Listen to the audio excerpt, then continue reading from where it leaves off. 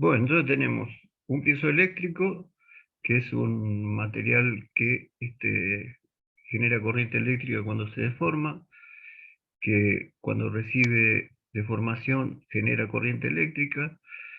Eh, Vamos a tener un haz, el haz va a pasar por el material, va a generar un pico de emisión cuando el material pasa por acá. Igualmente acá hay un líquido de acople que, digamos, saca las interferencias que pueda haber en el contacto.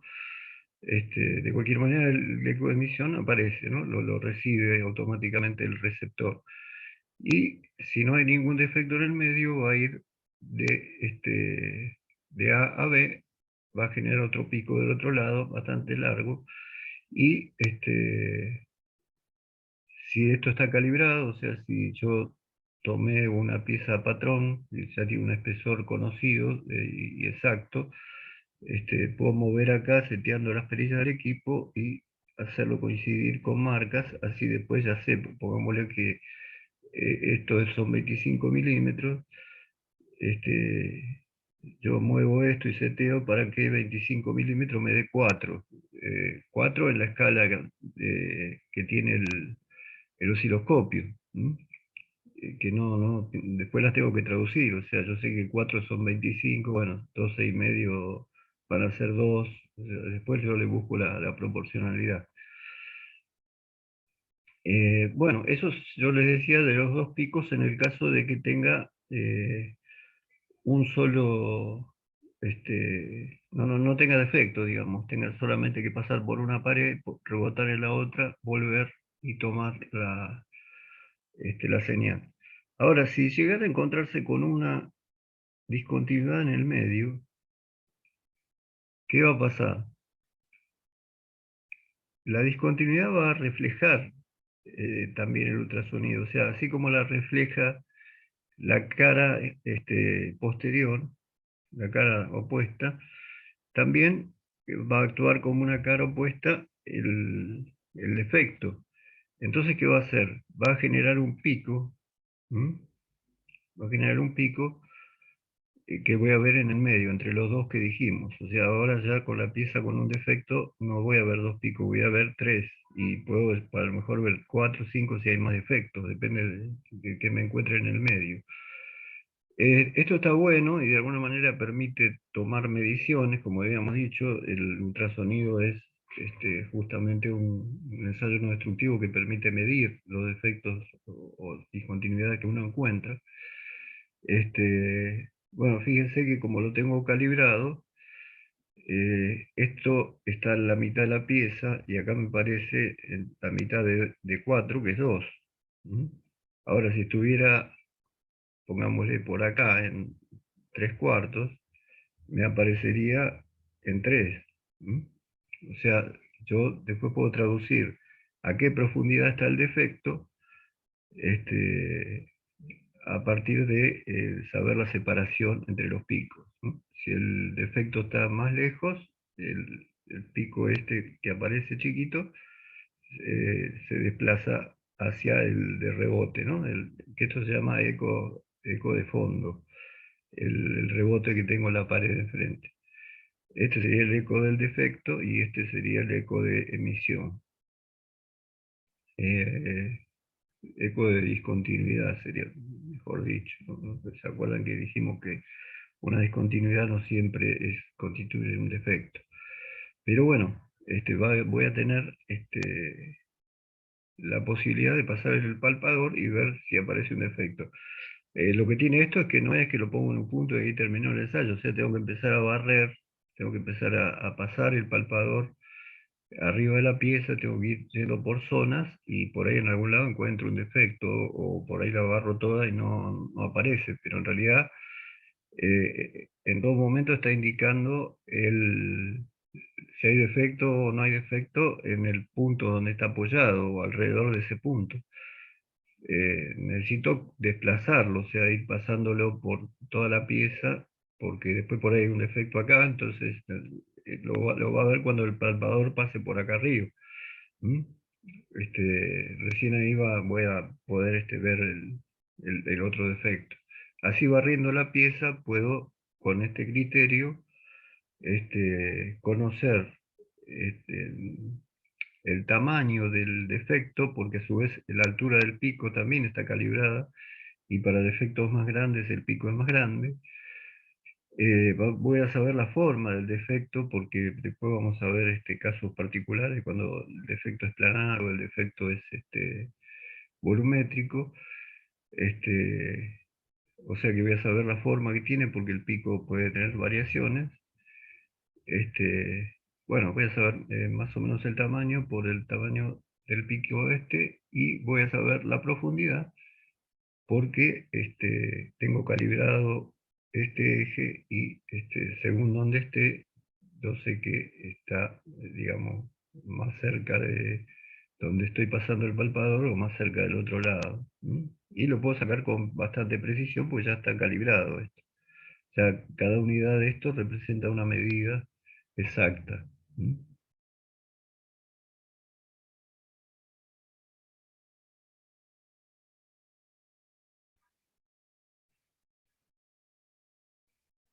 Bueno, ahora que vimos esto, vamos a ir a ya,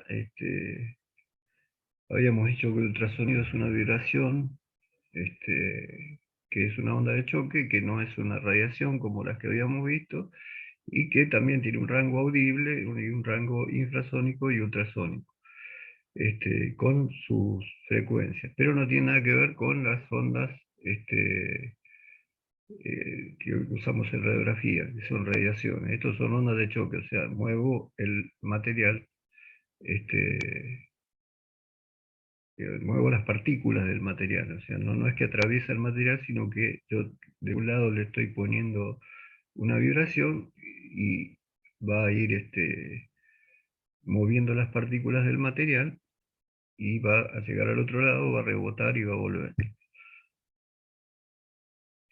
Bueno, después habíamos hablado de lo que eran las ondas longitudinales y las ondas transversales y las ondas superficiales. Bueno, los principios serían: la impedancia acústica es la resistencia que oponen los materiales al paso de la onda ultrasónica. Claro, en realidad, cada material tiene una capacidad de dejar pasar el sonido o el ultrasonido diferente. Entonces, según el material que estoy trabajando, yo tengo que tenerlo en cuenta. O sea, si yo lo calibro para acero y después mido aluminio, que deja pasar más fácil las ondas, me voy a encontrar que las medidas que tomo están todas cerradas, porque los picos se corren todos. Entonces, lo tengo que calibrar para acero si voy a usar piezas de acero, y para aluminio si voy a usar aluminio, y si es otro material, para el material que sea. Lo voy a calibrar, este, pero para el material en particular que voy a usar, porque varía el comportamiento según el material, porque el material se resiste más o menos al paso de estas ondas. Un material aislante, aislante del sonido, obviamente es el que peor se comporta, no deja pasar la onda. Algo habíamos hablado de lo que pasaba con la atenuación de las vibraciones en la fundición. Bueno, acá hay algo parecido también, digamos, la fundición como que no tiene mucha facilidad de poder transmitir estas ondas. En acero y en aluminio, digamos, no hay problema, se puede trabajar perfecto. Bueno, son ondas acústicas igual a las ondas sónicas, nada más que son de otra longitud de onda o de otra frecuencia. La transmisión de energía entre partículas propicia el oscilamiento, o sea, es simplemente el avance de una onda que mueve partículas y después la partícula siguiente mueve a la de adelante y así avanza el haz moviendo a las partículas, provocándole pequeños movimientos, vibraciones a las partículas que va encontrando. El número de oscilaciones son de acuerdo al tipo de onda que se trata. Bueno, obviamente con la frecuencia que yo alimento el equipo, va a ser la frecuencia con que van a transmitir. Después se propagan en todos los medios elásticos donde existan fracciones de materia, eh, átomos o moléculas capaces de vibrar. ¿Mm? Si bien en distintos materiales tienen distinta capacidad de transmitir o de dejar pasar este tipo de ondas, todos tienen alguna capacidad, o sea, pueden pasar igual. No digo atravesarlos porque ese sería el principio de la radiografía, que en realidad el rayo pasaba por adentro del material. Acá no es que está pasando por adentro, sino que está generando ondas de choque, o sea, le está haciendo que vibre, la vibración se va propagando hacia adelante, como vimos recién, pega en la pared de enfrente, me marca el eco de fondo y después vuelvo y en el receptor lo engancho de vuelta.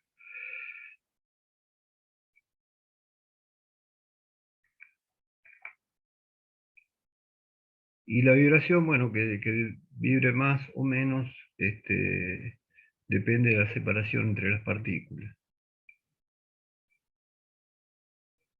Esto igualmente es algo, digamos, algo científico, pero no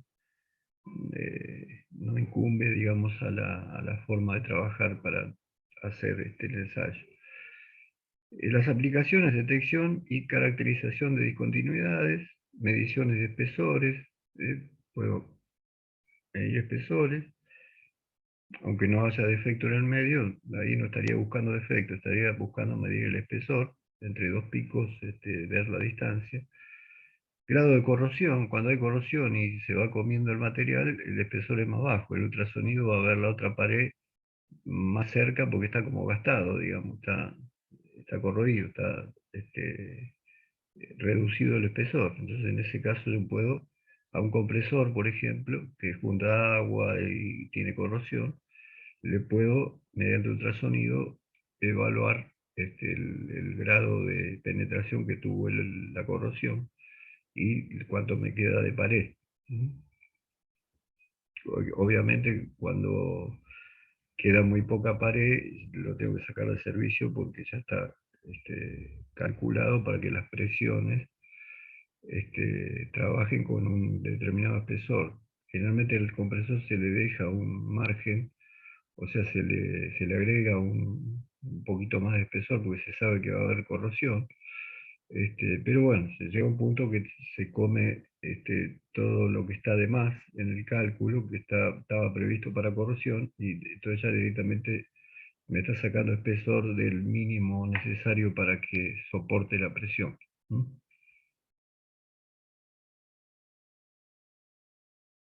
Bueno, otras aplicaciones de determinación de características físicas, esto tiene más que ver con las velocidades que agarra por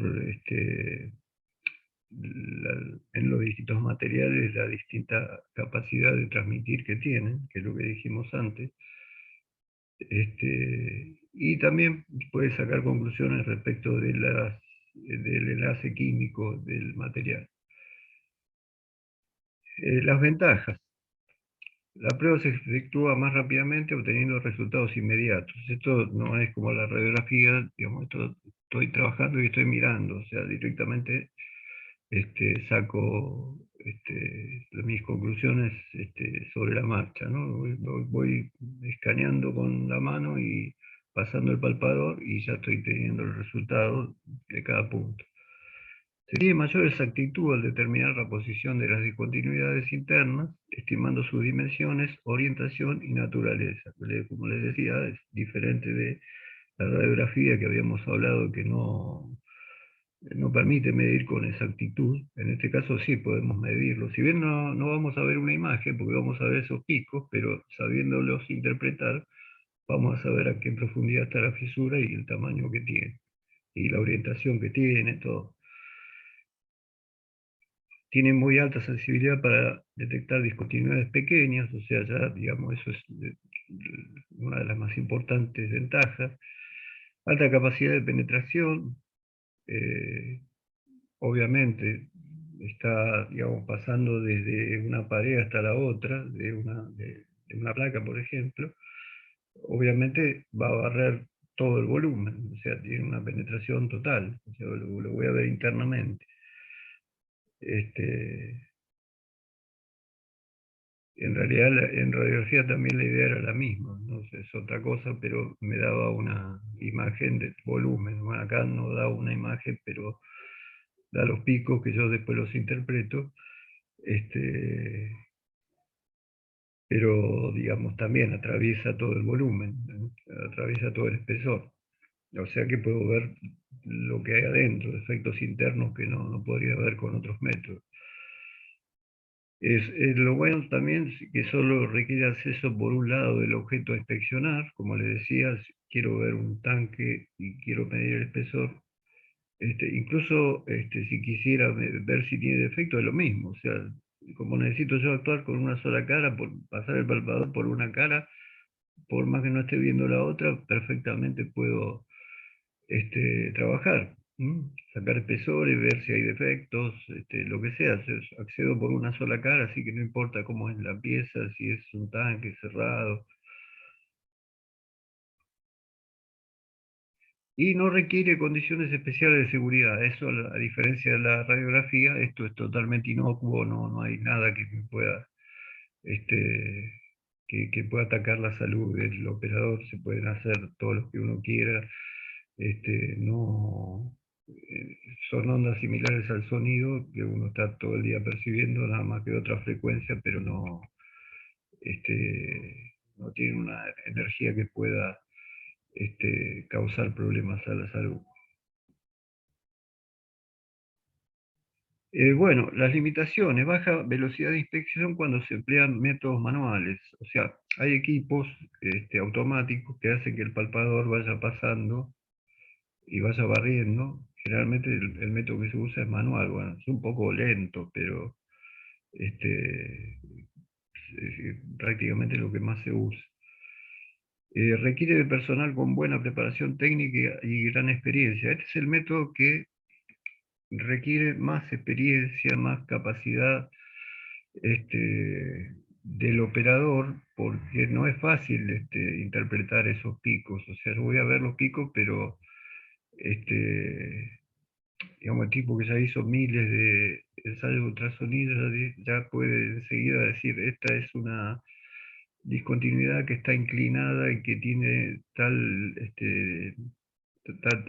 largo y tal ancho y está a una profundidad, o sea, como que eso uno lo va adquiriendo con la experiencia. Al principio por ahí uno ve y ve picos y dices, hay un defecto, pero no, le cuesta dimensionar. Bueno, necesita personal muy calificado, sobre todo calificado por tener mucha experiencia en esto, ¿ves? Porque no es fácil la conversión de esas imágenes en una imagen que no tengo y que tengo que imaginar de un defecto a cierta profundidad, con cierta medida, ¿no?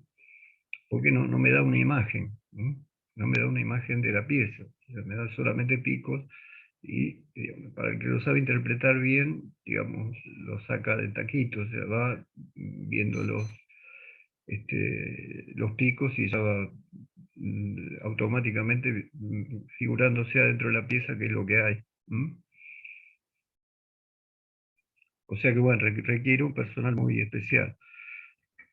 Bueno, es difícil inspeccionar piezas con geometría compleja, espesores delgados o de configuración irregular. Claro, se complica porque el palpador eh, no es muy grande, pongámosle que tiene más o menos 1 centímetro de diámetro, pero si la pieza es muy irregular, por ahí en algún lugar una ranura tiene menos dimensión que eso, entonces no lo puedo medir, ¿sí? Y ese espesor, ahí no puedo trabajar. Así que se dificulta hacer este ensayo en piezas muy irregulares, muy complejas en su forma. Simplemente porque no tengo acceso, puedo no tener acceso del palpador. Bueno, hay un poco de dificultad para detectar discontinuidades cercanas a la superficie del palpador. O sea, hay una profundidad donde no es demasiado confiable, ¿no? Que es, digamos, desde la pared donde pongo el palpador, ahí abajo una magnitud chiquitita, pero digamos, que igualmente voy a ver los defectos, pero digamos, no es tan exacto, tan perfecto en esa primera zona por donde pasan los rayos como es después en toda la pieza. Bueno, lo pone como una limitación, pero es obvio que requiere patrones de calibración y referencia, ¿no? Es afectado por la estructura del material, tamaño de grano, tipo de material. Eso provoca variaciones en la velocidad de transmisión que tiene el ultrasonido por dentro de la pieza, y genera una pequeña alteración en los resultados. Alto costo del equipo, acá el equipo no es tan caro como un equipo de radiografía, pero sí es muy caro igual, ¿no? Es un equipo complejo, digamos, con mucha electrónica. Después se requiere de agente acoplante, que es lo que les decía, que necesitamos que el palpador quede bien como pegado, digamos, a la pieza, y como es un líquido, después yo el palpador lo puedo desplazar, pero siempre queda con líquido acoplante en el medio.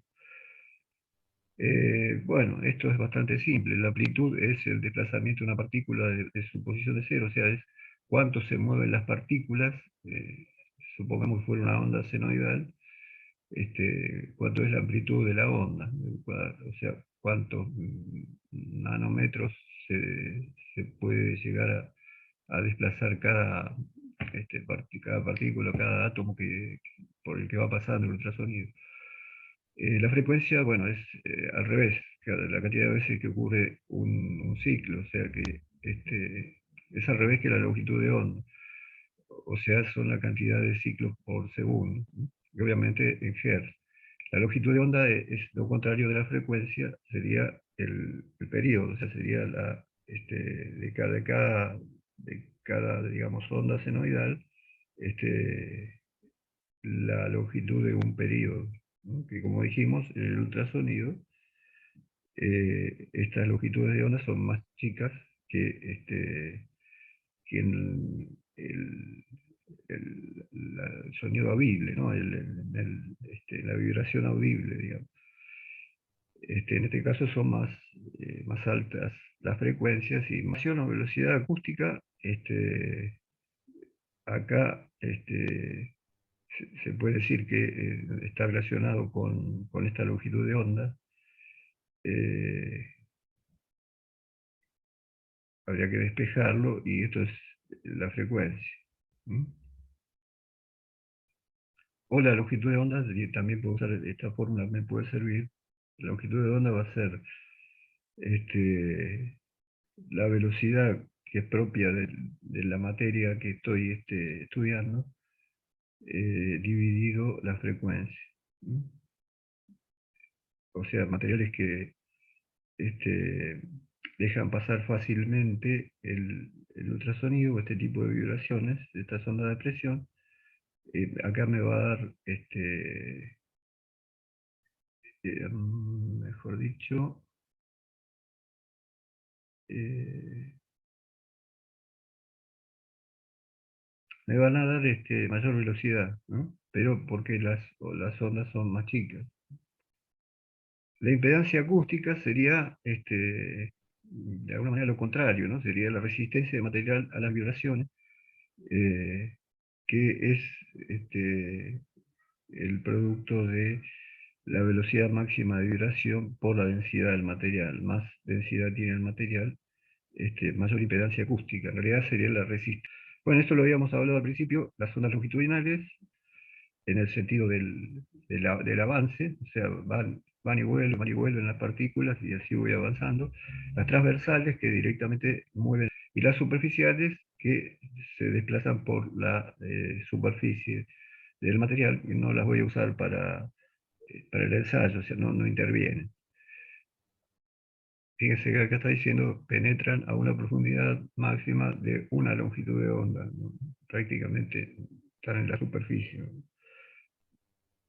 Bueno, acá en cuenta para setear el equipo. La sensibilidad es la capacidad del traductor. El traductor es lo que yo le estaba llamando el palpador, ¿no? Eh, para detectar discontinuidades pequeñas. Es igual a la longitud de onda sobre 2, ¿no? O sea, puede detectar discontinuidades de hasta la media longitud de onda, lo cual ya es una medida muy chiquitita, o sea, fíjese la sensibilidad muy buena que tiene.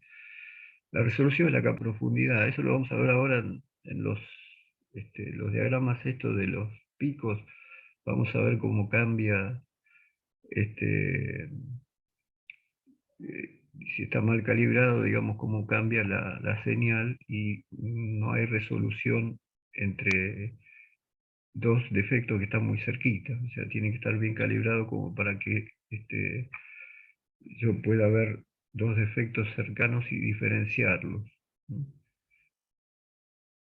Eso sería la resolución, ¿no? O sea, la capacidad de ver dos discontinuidades y verlas bien a las dos, verlas bien separadas a las dos. Eh, bueno, la frecuencia central sería la frecuencia con que trabaja el equipo. La atenuación del haz es la pérdida de energía al desplazarse por el material, que es lo que veníamos hablando, que cada material tiene su propiedad y lo habíamos visto como impedancia al sonido. Bueno, los palpadores o traductores son, digamos, la herramienta con la cual excito, digamos, la pieza, le voy a generar una frecuencia de onda de choque y donde voy a recibir las señales que se reflejaron en su camino. Bueno, acá da unos ejemplos de qué materiales son piezoeléctricos. O sea, no cualquier material es piezoeléctrico. O sea, yo agarro un ladrillo y le pongo un cable en cada extremo y lo comprimo y no me va a generar una corriente. O sea, hay materiales muy especiales que tienen esta propiedad, como puede ser el cuarzo, ¿no? Cerámicas, digamos, una escala de cada uno de estos. Acá se agregan algunos más, de bario, circonato de titanio, de plomo. Son distintos piezoeléctricos. Cada palpador está hecho de alguno de estos materiales, ¿no? Pero bueno, cada uno se comporta distinto. Eficiencia como transmisor, el cuarzo, digamos, es el peor. Eficiencia como receptor, ya tienen la mayoría una capacidad media y el sulfato de litio es buena. La sensibilidad en el cuarzo es escasa. O sea, el cuarzo es el más barato y el más fácil de conseguir, pero es el que menos rendimiento tiene. Acá estos que están abajo dice óptima directamente. Poder de resolución, óptima para la mayoría, mediana para algunos. Características mecánicas, bueno, en el caso del cuarzo es buena porque, digamos, no se rompe, no se deshace, digamos, es algo muy sólido. El sulfato de líquido es soluble en agua, o sea, uno se tiene que mojar. El titanato de bario es muy frágil, si se golpea, se rompe. Y estos otros dos tienen unas características mecánicas buenas, o sea, resisten golpes, mezclarse con agua. Bueno, ¿qué cristal voy a elegir para un transductor? Clase de cristal. Con la elección de cada clase de cristal se puede variar el poder resolutivo y la sensibilidad de los traductores. Como dijimos, hay algunos que tienen más sensibilidad. Bueno, en todo caso, si necesito buena sensibilidad, voy a ir al que me estaba mostrando ahí en la tabla que tiene buena sensibilidad, que ese sería uno de los parámetros, pero sería el más importante.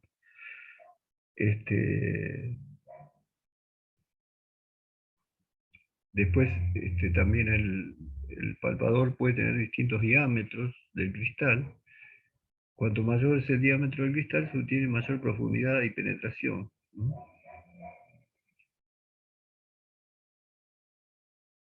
Y la frecuencia, bueno, es algo que yo se la, se la produzco al palpador mediante un equipo, el mismo equipo electrónico que viene en una especie de valijita o caja, digamos, que abro y tengo todo para setear, tengo una de las variables es la frecuencia, o sea, la frecuencia la estoy determinando yo, porque eh, la estoy directamente asignando, ¿no? En función de lo que necesito hacer. Después, como siempre, hay catálogos que vinculan palpadores con frecuencias, frecuencias con materiales, ya está lleno de recomendaciones, ¿no? Pasa como en todos los no destructivos, que, digamos, las indicaciones del fabricante, en este caso el fabricante del palpador, ¿no? Que es lo que yo puedo cambiar, porque después el resto del equipo es fijo, pero sí puedo usar distintos palpadores en el mismo equipo. Bueno, el fabricante del palpador, que es lo que en realidad uno vende, uno va comprando, este, bueno, tiene que ver con estas variables que vimos recién. Bueno, acá no vamos a entrar demasiado, pero me está diciendo un poco, digamos, está repitiendo lo que vimos, está un poco más ampliado el cuarzo, el litio, los cerámicos. Pero bueno, acá lo importante es saber cristales o qué materiales son piezoeléctricos, este, y más o menos cuál es más sensible, digamos. Pero ustedes en realidad, cuando vayan a hacer un análisis por ultrasonido, van a tener este, un palpador que se eligió para la pieza que uno va a estudiar en función del material, en función de estas características, ventajas y desventajas de cada uno. Pero una vez que tengo el palpador, es seguir un proceso.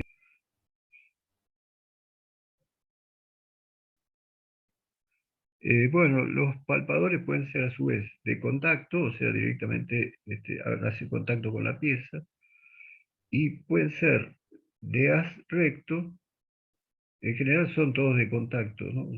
Contacto con acople, con el líquido acople. Y palpadores de haz recto y de incidencia angular, o sea, la manera que están puestos los cristales, tanto el receptor como el emisor, en el palpador, que sería la herramienta, digamos, yo voy pasando por la pieza, te puedo mover algún esquema. Este, pueden digamos, generar un haz recto, que es como veníamos viendo hasta ahora, o sea que directamente va a ir normal a la pared donde está apoyado, y va a pasar a la otra cara y va a volver. O hay algunos que son angulares, o sea, los cristales están puestos adentro con cierto ángulo, y eso permite que ya no pegue en una pared y refleje, sino que vaya en ángulo, pueda pegar a la pared de enfrente, pueda volver y rebotar de vuelta en la misma cara. En realidad es lo que me va a permitir ver defectos. Por ejemplo, en el caso de soldadura, si yo quiero ver defectos adentro del metal de soldadura, eh, con ultrasonido, yo no podría pasar por arriba del cordón de soldadura, pues mínimo tiene que ser lisa la superficie para poder pasar el palpador. O sea que no puedo pasar por el cordón, va a ir saltando, no se va a acoplar.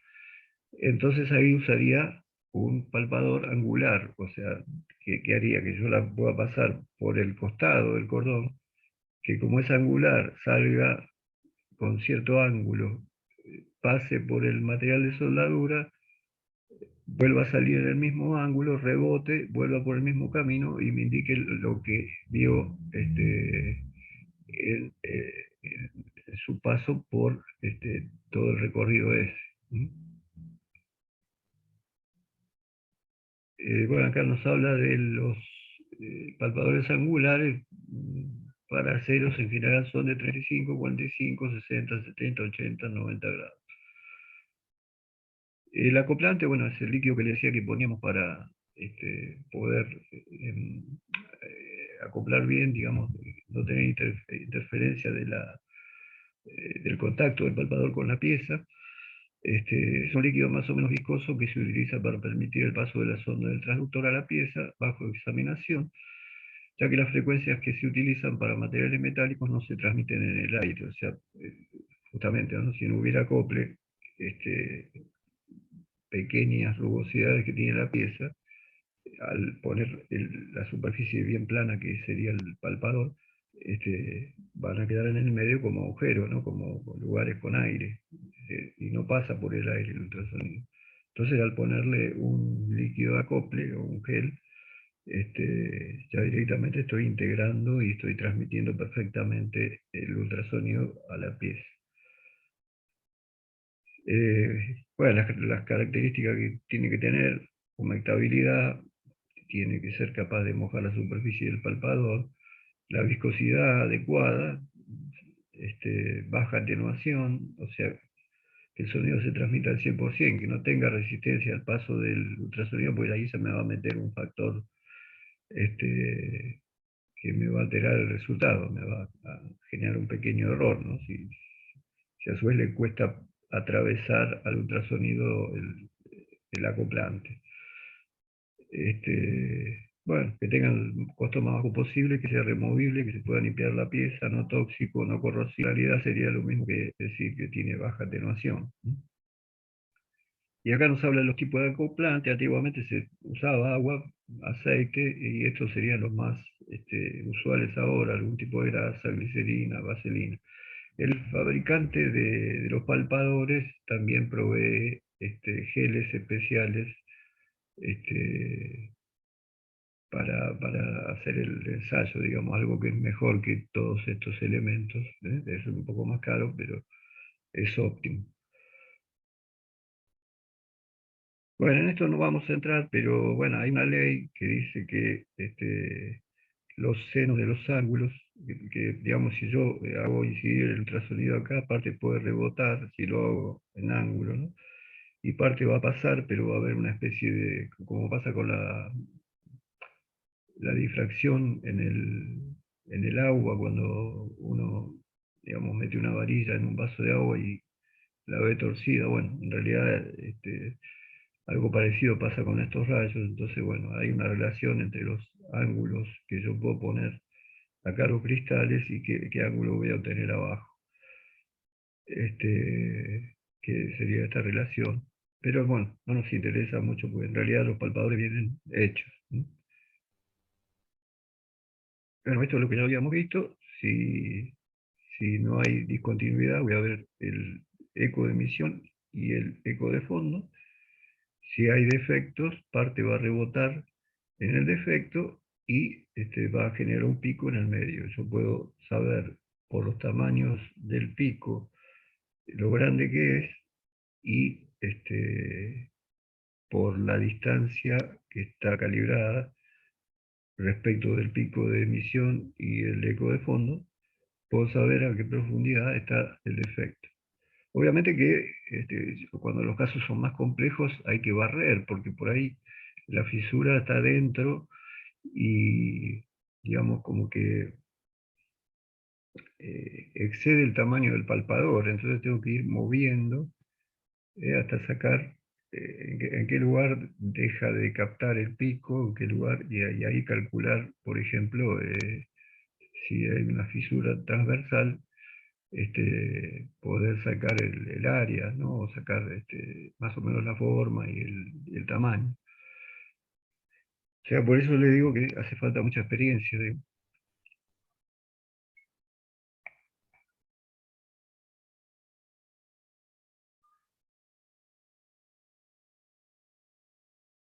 Bueno, esto sería más o menos como se implementa sobre todo el normal, que es el laboratorio. Cuando podemos hacer el ensayo, trabajamos con ese tipo de as. Eh, Algo que no les dije es que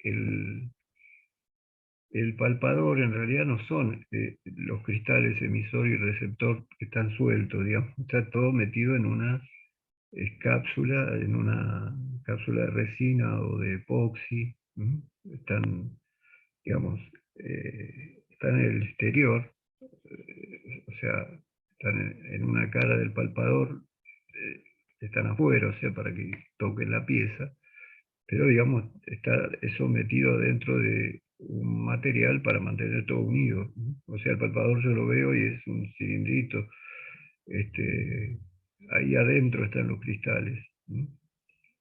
Yo le venía diciendo el cristal receptor, emisor, pero no, este, digamos, no es tan simple, digamos, es sometido adentro de otro material, ¿no?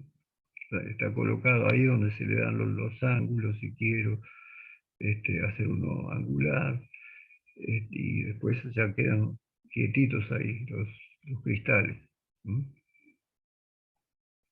Antiguamente había otro método, que era poner un palpador emisor de un lado y un receptor del otro, ¿no? Pero bueno, eso fue cayendo en desuso porque en realidad ahí sí necesitaría acceso a las dos caras. Es medio difícil hacer que el recorrido de uno siga al del otro. Así que bueno, eso es un método antiguo que es cuando empezó este, ahora normalmente son todos emisor-receptor, ¿no? Directamente emisor-receptor como lo estamos viendo acá. Bueno, entonces vamos a ver en base a lo que ya hablamos, cómo sería lo que vería según el tipo de efecto. Siempre tengo que tener en cuenta que el palpador tiene un ancho y tira ultrasonido a través de este ancho y después se hace una campana, o sea, el haz se hace más ancho todavía. O sea, no es una línea la que tengo de ondas, sino que directamente es un haz. Bueno, en este caso el haz sería lo de afuera. Eh, Acá estamos viendo ya piezas con defectos, ¿no?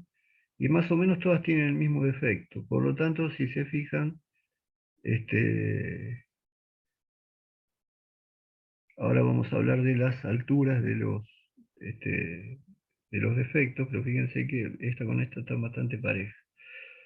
Este, entonces, en el primero, ¿qué me está marcando? Los dos picos de las puntas, siempre, eso siempre aparece. Y el defecto cerca de el palpador. Si esto lo traducimos porque está calibrado en dimensión, yo sé cuál es la distancia esta. Ya en unidades de milímetros o décimas y centésimos. O sea, ya puedo sacar la profundidad del defecto. Si el efecto ya se me va al medio, o me encuentro con una pieza que tiene una discontinuidad por el medio, va a quedar en el medio el piquito este. Si ya, digamos, está más abajo del medio, se va a ir acercando al segundo pico, ¿eh? O sea que lo voy a tener más acá. Y ya si está del otro lado, ya prácticamente va a estar pegado, ¿no?, al eco de fondo. Eh, Fíjense que cuanto más energía rebota en la discontinuidad, cuanto más energía rebota en lo que encuentra en el medio, menos energía le queda para rebotar en la pared, porque hay parte que ya rebotó acá, ¿eh? Entonces, es menos la cantidad de ultrasonido que digamos que pasa como para golpear en la pared de enfrente y volver.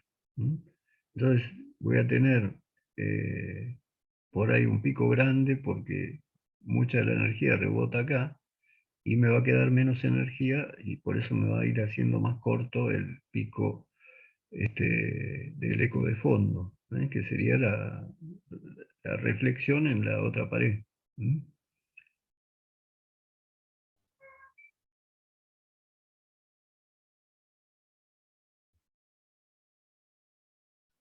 Bueno, acá estamos viendo ya concretamente fisuras, cómo se verían fisuras. Pero acá lo que estamos viendo es diferencias de tamaño de las fisuras. Fíjense, en este caso, las fisuras en realidad están todas a la misma profundidad, si las vemos acá.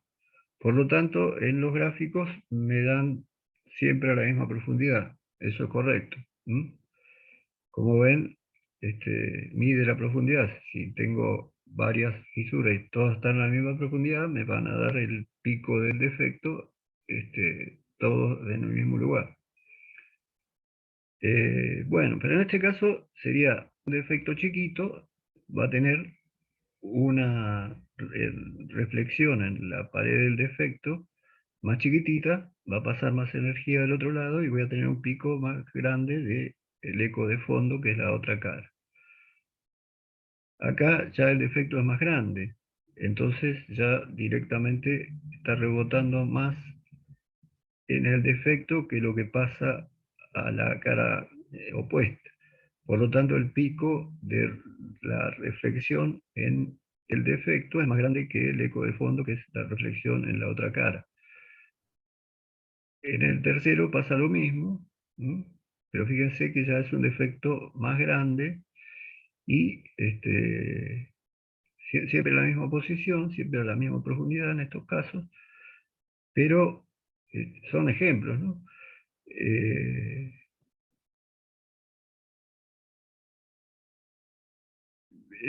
sí, en la misma posición, pero ya me da un pico más grande, ¿sí? Y ya me va quedando muy poquito eco de fondo. Y puede llegar a un punto donde la discontinuidad es tan grande que directamente corta todo el haz y es como que la pieza en realidad está separada en dos. Cuando llega el ultrasonido acá, rebota toda la energía y no pasa para este lado porque se encuentra con este hueco en el medio. Por más que sea una fisura que es muy finita, pero a nivel microscópico es una discontinuidad, o sea, es aire.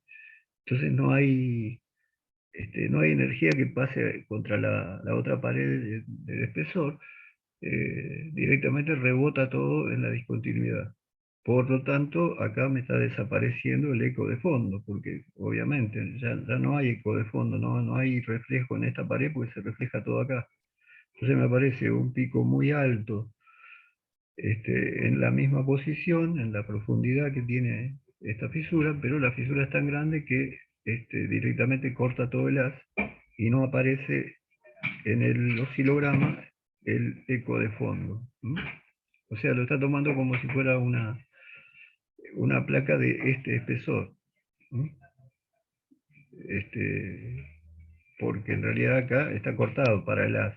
Obviamente que si lo muevo un poquito y me voy a dar cuenta que ahí la fisura está terminando, y bueno, eso es lo que yo le decía, que el tipo que se dedica a esto sabe cómo moverlo y cómo determinar el tamaño de la fisura. ¿M? O sea, puede ir moviendo en todos los sentidos, eh, por ejemplo, en este sentido así, y en el transversal, y puede ir viendo cómo van cambiando los picos. ¿M? Y a partir de ahí, bueno, va a haber lugares donde ya el pico de defecto desaparece, con eso va a comparar la zona donde este, el pico por ahí es altísimo, quiere decir que ahí hay una fisura grande, se va a correr un poquito y va a seguir habiendo defecto, pero luego va a haber más chico hasta que llegue un punto que no va a haber defecto. ¿M?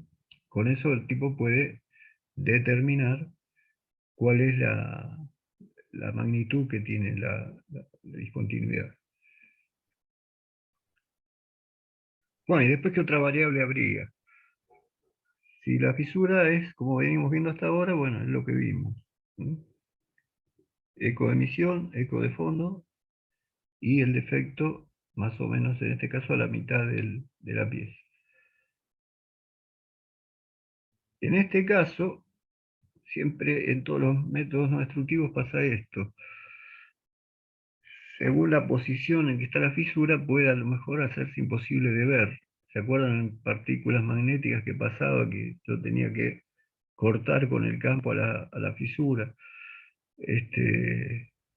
Bueno, acá pasa algo parecido, o sea, pasa el haz y acá prácticamente al estar la fisura en esta dirección ya no refleja casi nada, entonces directamente no la veo. ¿M? Por eso el operador de esto tiene que en una pieza ir entrando a 90 grados, o sea, barrer una pared o una cantidad de espesores, después hacer el análisis de un costado, depende de lo complejo que sea la pieza, las vueltas que tenga, de geometría, pero va a tener que repetirlo, digamos, en cierto ángulo, a 90 grados, y verla por el otro costado, porque puede haber defectos que en la dirección que usó primero no se veían, ¿no? Y se van a ver perfecto cuando ya trabaje sobre la pared lateral. Bueno, este sería un defecto que está en cierto ángulo. Fíjense la experiencia que hace falta porque ¿cómo sabe el tipo si esto está en ángulo o es una fisura chica? O sea, lo logra barriendo alrededor, como les decía, y ahí va a poder determinar. Pero una fisura que está en cierto ángulo me va a dar un pico chiquitito, como si fuera una fisura más chica. ¿Mm? Todo esto es genérico, ¿no? Digamos, no estamos haciendo nada con valores. Y después, cuando el efecto tiende a ser más volumétrico, cuando ya no es una fisura, sino que es una discontinuidad volumétrica, ¿se acuerdan que dijimos que son menos peligrosas que las fisuras planares, los efectos planares? Acá la discontinuidad es volumétrica. Entonces, el pico me está dando en la posición que está, más o menos a la mitad del haz, pero se deforma, digamos, el pico en vez de ser un pico perfecto, así compuesto por rectas, es como que este, el dibujo del pico sale como oscilante, ¿no? Este, como desprolijo, digamos. ¿Por qué? Porque esto es volumétrico, entonces refleja por acá, por acá. No es una sola superficie la que está reflejando. Entonces, bueno, va haciendo que se deforme el pico. Pero igual lo veo, lo único que sí veo que el pico tiene más esta forma, ya ahí más o menos puedo determinar que el efecto es volumétrico, ya es un rechupe, es algún tipo de inclusión grande. ¿Mm? Este, Eso también es importante, o sea, otra cosa que determina es qué tipo de efecto es. Bueno, acá hay para practicar observaciones, ¿no? Como en realidad están de alguna manera vistas este, en las anteriores, los cuadros anteriores. Acá, ¿qué pasa? Estoy pasándole a una fisura muy grande que está a la mitad de profundidad. Está bien, la discontinuidad me aparece justo en el medio, pero en esta posición deja pasar cierta parte del haz hasta la otra pared, entonces aparece el eco de fondo. ¿Se acuerdan que si el tipo ahora lo empieza a correr, llega un punto donde tapa todo y desaparece esto? Por eso, digamos, es la repetición del movimiento, o sea, ir moviendo, ir viendo dónde me da un pico chiquito, dónde el pico se va haciendo más grande, dónde desaparece el pico del eco de fondo. ¿Mm? Acá también, digamos, la está viendo parcialmente, pero bueno, está dejando también la fisura pasar parte del haz, entonces bueno, el eco de fondo se achica, este, y aparece un pico muy cerquita, ¿por qué? Porque esto está a mucha profundidad, o sea que aparece sobre la cara derecha, ¿no? Que está marcada a derecha. Bueno, este tipo de defecto, en realidad, bueno, entre estos dos no hay mucha diferencia. Este, Son defectos volumétricos. Acá yo no sé si se habrán equivocado, pero tendría que salir el dibujo del pico del medio como digamos así, medio oscilante, porque también es un defecto volumétrico. Y el defecto ese está cerca de la pared del palpador. Entonces por eso me sale cerquita del eco del palpador. Y también sale oscilante porque es un defecto volumétrico, pero está más o menos en el medio, entonces ya se corre el pico. O sea, ustedes tienen que ir relacionando eh, tamaños de picos, ¿m? Evaluar alturas de picos, eh, que desaparezca o no el eco de fondo, y después profundidades. O sea, con eso tengo todo, porque voy a saber qué tamaño tiene la fisura, voy a saber a qué profundidad está, en qué lugar exacto está, ¿no? Porque, digamos, va a estar en el lugar donde el tipo estaba trabajando cuando lo encontró, ¿no? Se la puede marcar. Por lo tanto, permite ver todo, la profundidad, la geometría, el tamaño. Bueno, una de las cosas que se hacen es lo que yo le decía antes. Eh, Se hacen varias calibraciones. Una calibración podría ser directamente una placa de un espesor conocido, me va a dar dos picos nada más, y ajustar, digamos, mediante el sistema electrónico, los dos picos, el primero y el último que uno tiene, este, a un número que uno después lo pueda reconocer, que qué sé yo, el 10 de una grilla que hay acá abajo, donde hay numeritos en el eje, corresponde, qué sé yo, a 25 milímetros, como le decía antes, o a 10 milímetros. Eso lo calcula uno, pero lo tiene que calibrar, o sea, tiene que agarrar una pieza del mismo material que va a trabajar, este,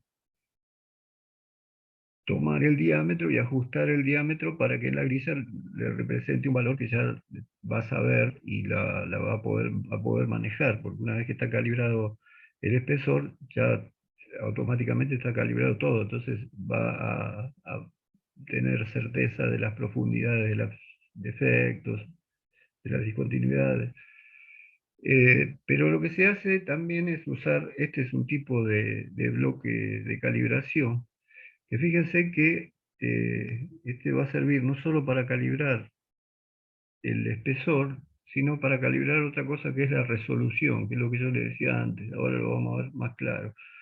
Yo tengo el palpador tiene este haz, y el bloque de calibración tiene acá un espesor grande, acá un espesor más chico, y acá tiene una ranura que acá en el medio representaría un espesor más chico todavía. ¿Mm? O sea que sería, en una sola pieza es como si tuviera tres espesores distintos. ¿Eh? Tengo uno, dos, tres. Eh, bueno, voy a tener el primer pico que aparezca, va a ser lo primero que se va a encontrar. O sea, si viene de acá, el que está más cerca del palpador, que es este, va a aparecer un pico. Después va a aparecer acá el segundo. ¿Mm? Entonces va a aparecer el segundo. Representa el espesor número 2. Y después, parte de la energía, fíjense que pasa energía, va a pegar directamente en la tercera cara, en el espesor más grande, y va a generar su pico.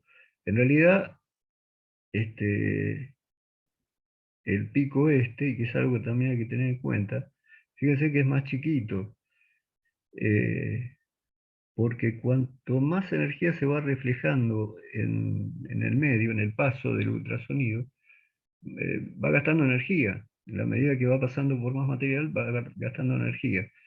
Este, por lo tanto, el eco de fondo termina siendo, el último termina, después de haber perdido tanta energía, termina siendo más chico. ¿Mm? Pero en realidad, ¿qué busca esto? Pues en realidad, yo si quisiera calibrar con un solo espesor constante, calibro. O sea, ya tengo la relación entre las marcas que tiene el cuadrante del osciloscopio y, y el espesor de una pieza conocida, como para después sacar profundidades de defectos, poder sacar espesores, lo que quiera. Pero acá me pongo a hacer un trabajo medio especial, o sea, en vez de utilizar un espesor constante, estoy agarrando una pieza con estos recortes medio raros. Bueno, esto es lo que permite ver la resolución. Acá están un poco separados, están un poco separados. En realidad, el bloque, patrón no tiene tan separados los espesores, o sea, están tan cerquita uno del otro. Por lo tanto, los picos también salen cerquita.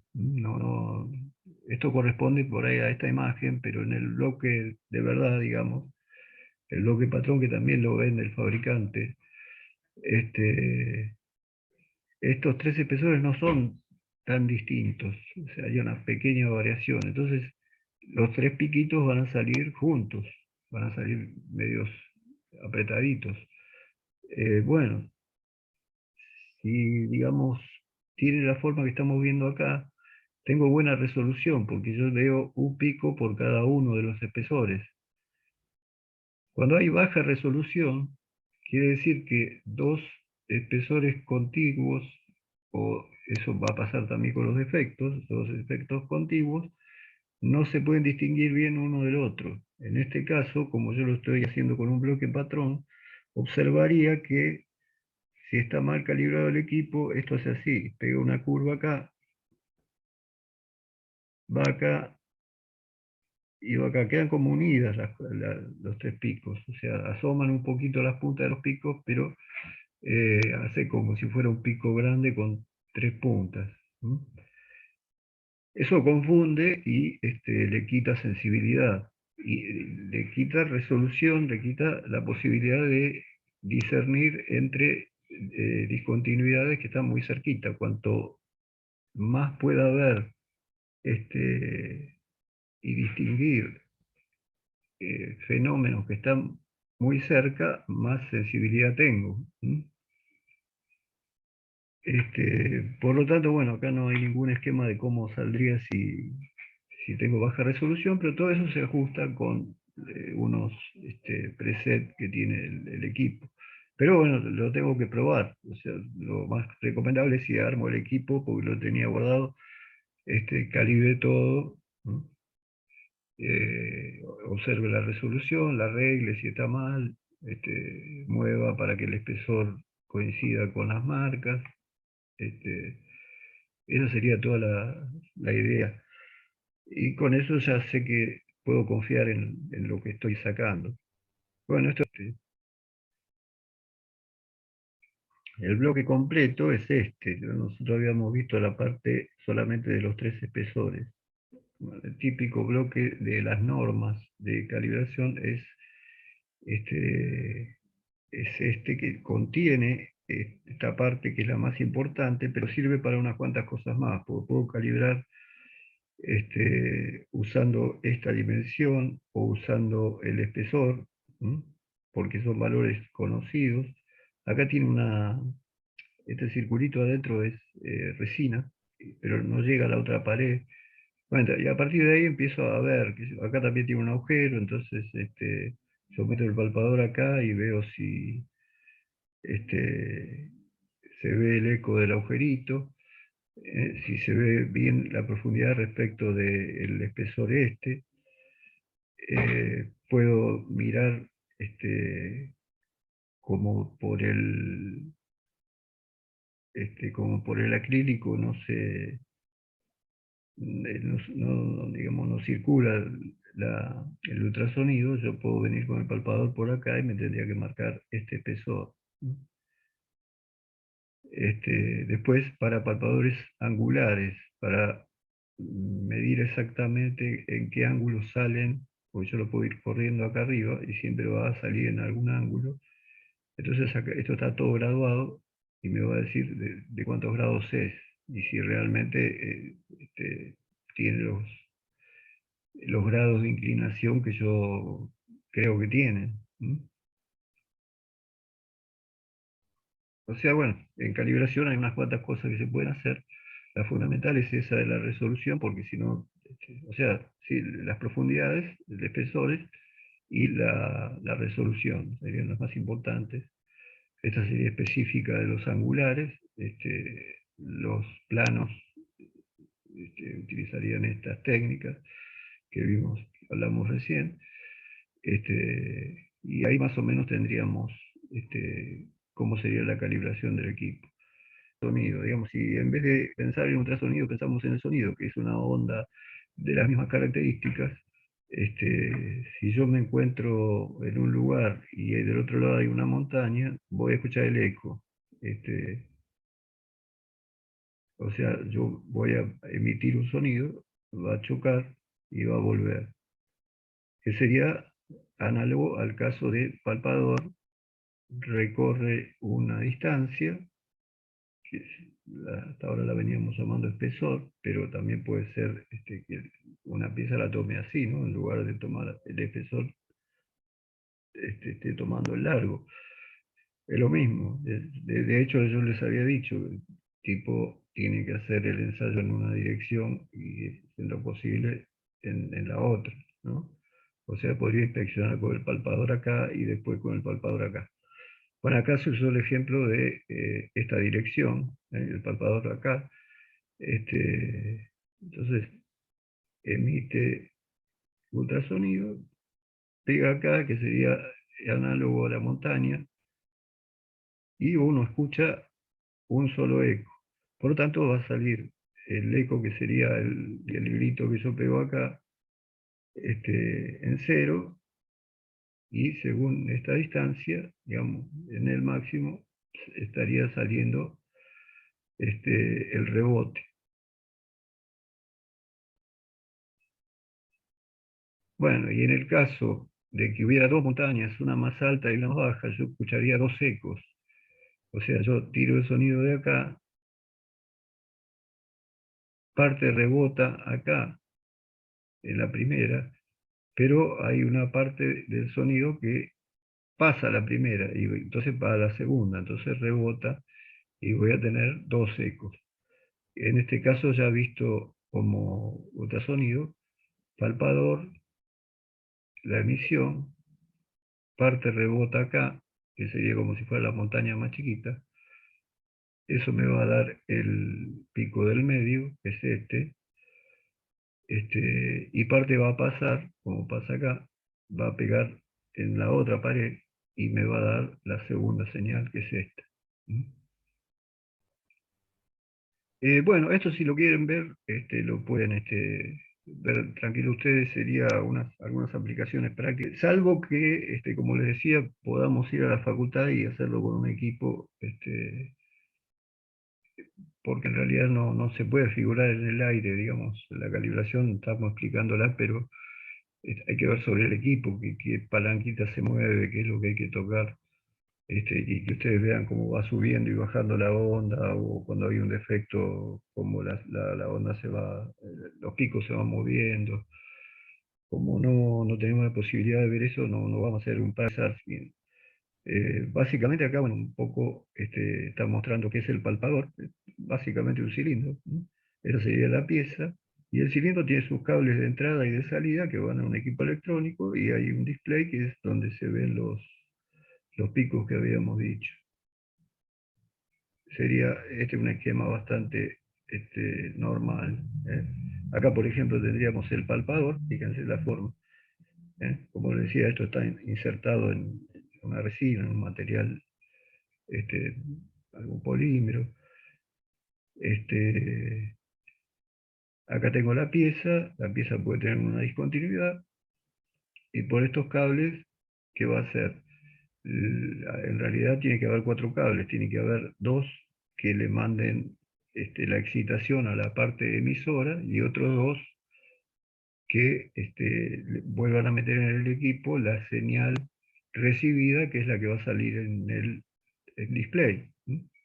O sea, tengo que tener dos cables para establecer la corriente para excitar el emisor y que emita el ultrasonido, y tengo que tener otros dos cables que son los que recogen la señal de la parte receptora del palpador, que también se transformó en energía eléctrica, que es lo que genera los picos, ¿no?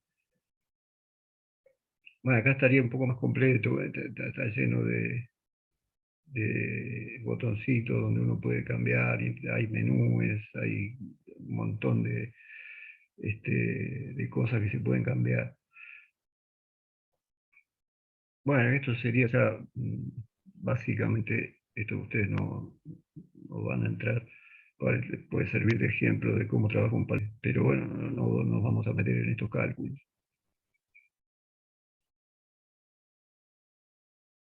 Así que bueno, vamos a leer un poquito acá las conclusiones. La prueba de ultrasonido es realizada mediante la emisión de un sonido de alta frecuencia que nos indica los efectos de nuestro material a través de la pantalla de un osciloscopio. Al efectuar la prueba de ultrasonido se puede observar físicamente cuál es el procedimiento a seguir para la realización de la prueba. Asimismo, se determina el defecto que presentaba nuestra probeta, pudiendo determinar la distancia a la cual se encontraba. Eso sería la etapa de calibración. Equipo necesario para realizar la prueba de ultrasonido: una fuente, un osciloscopio, un palpador, acoplante y la probeta. En realidad la fuente, el osciloscopio, todo eso viene en la misma caja, digamos, es el mismo gabinete. Se puede calcular los parámetros siguientes: longitud de onda, ángulo de divergencia, campo cercano, diámetro del efecto. El objetivo será menor y el campo muerto de los ecos de fondo disminuirá. O sea, si la frecuencia fuera demasiado alta, podría no tener la penetración suficiente como para llegar a la otra pared. O sea, eso sí tiene que estar la frecuencia adecuada para que atraviese la pieza. Los materiales sometidos a la prueba de ultrasonido deben ser de forma regular y de materiales no porosos. Por otro lado, encontramos que tanto los materiales ferrosos como los no ferrosos pueden ser sometidos a esta prueba. La prueba de ultrasonido nos permite localizar defectos de tipo interno, tales como poros, grietas, rechupes, defectos de soldadura, bueno, obviamente fisuras, ¿no? Algunas ventajas serían que es usada en cualquier tipo de material, puede obtenerse un registro en papel, incluso los equipos más nuevos permiten capturar la pantalla, o sea, tienen una pantalla digital, salen ahí los picos y uno aprieta un botón, ya tiene que estar preparado, y va sacando imágenes quietas del ensayo que está haciendo. Así que esas imágenes las puede guardar. Bueno, se puede usar en prácticamente cualquier material. Se determinan defectos internos y superficiales, o sea, lo que dijimos, ¿no? Puede ver todo el interior de la pieza. La gran diferencia que tiene con los métodos más simples que vimos al principio. O sea, acá ya estamos viendo toda la pieza, ¿no? Y algunas de sus desventajas importantes, ves que acá remarca como la desventaja más importante: se requiere personal calificado. No lo puede hacer cualquiera, o sea, obviamente que si uno empieza con otro que ya tiene experiencia y con el tiempo adquiere experiencia uno también, pero no puede ir uno solo y hacer, por más que lo pueda llegar a calibrar bien, pueda llegar a ponerlo, pero después cuando llega el momento de interpretar lo que se ve y traducir esos picos en una supuesta imagen de la fisura o una supuesta posición y tamaño, ahí se va a complicar. Eso es lo que requiere más experiencia, o sea, la visión del resultado y la asociación con qué es lo que estoy viendo.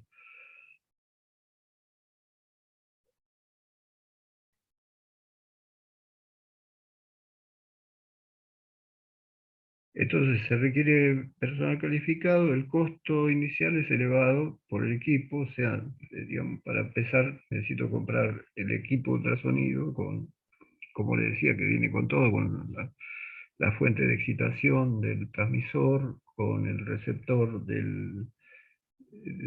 digamos, la parte receptora del equipo electrónico que corresponde a la parte receptora del palpador, bueno, el display, y todo el sistema interno que tiene para electrónicamente transformar esa señal que yo recibo en el receptor en los picos que correspondan, ¿no? Todo eso lo hace un solo equipo, viene todo en un conjunto, en un gabinete. Así que después lo que tengo que hacer es, el tipo que se dedica a eso va comprando palpadores que se adaptan a distintas necesidades. A veces por ahí yo consigo uno bien chiquitito y ese le permite entrar en piezas con geometrías más complicadas.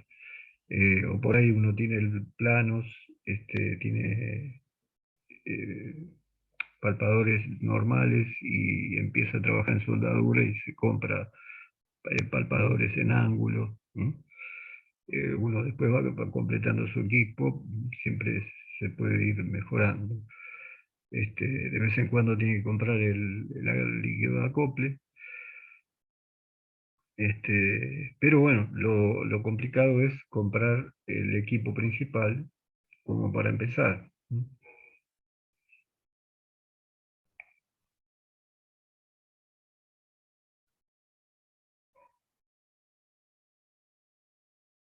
Bueno, estaríamos por hoy con este tema terminado. Yo les había adelantado que no era muy largo. A temas de materiales no metálicos no vimos nada, ¿no? Materiales no ferrosos. Ese es el tema que nos estaría faltando. Como para terminar también esta etapa, ver la metalurgia del aluminio, el cobre, el titanio.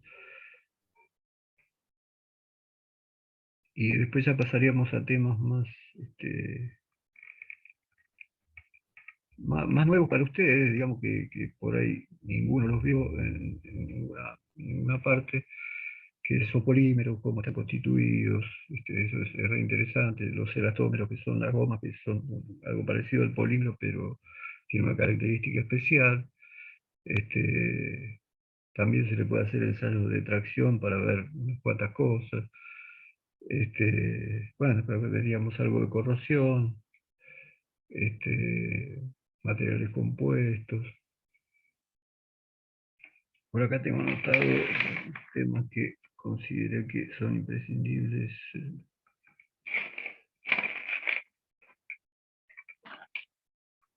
Bueno, no está acá, pero bueno, el tiempo nos da perfectamente, o sea, por la cantidad de clases que faltan, el tiempo nos da. Este, Creo que recuperar el primer parcial no tiene que recuperar ninguno, así que guardaremos solamente una fecha para el segundo y bueno, si está todo bien, ya cargo las notas y este, se aprueban directo, no van a tener problema. Si alguno va a final, no hay problema, igual el final es más o menos las mismas preguntas que los parciales.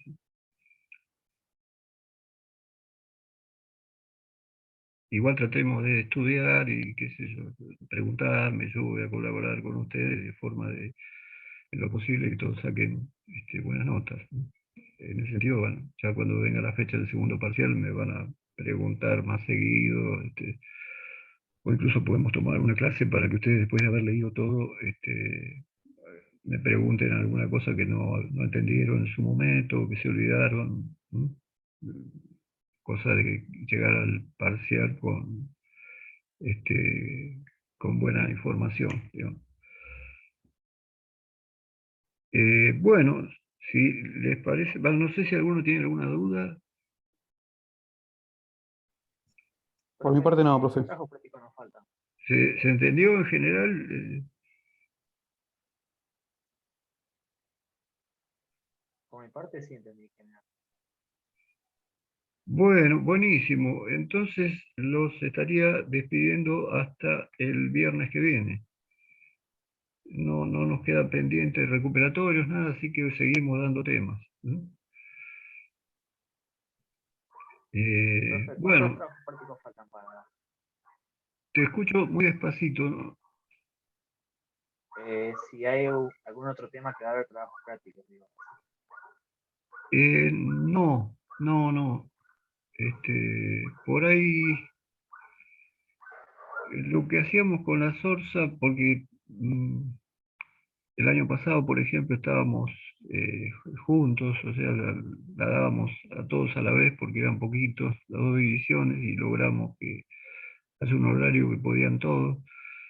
Les pedíamos una monografía, eso sí puede ser, alguna monografía pero sobre todo de la primera parte, o sea, que yo, por ejemplo, escriban sobre tratamientos térmicos, por ahí consigan más información, investiguen un poco. La investigación es, o algún libro o internet directamente, y que armen algo sobre un tema en particular. Eso sería lo único práctico que quedaría por hacer.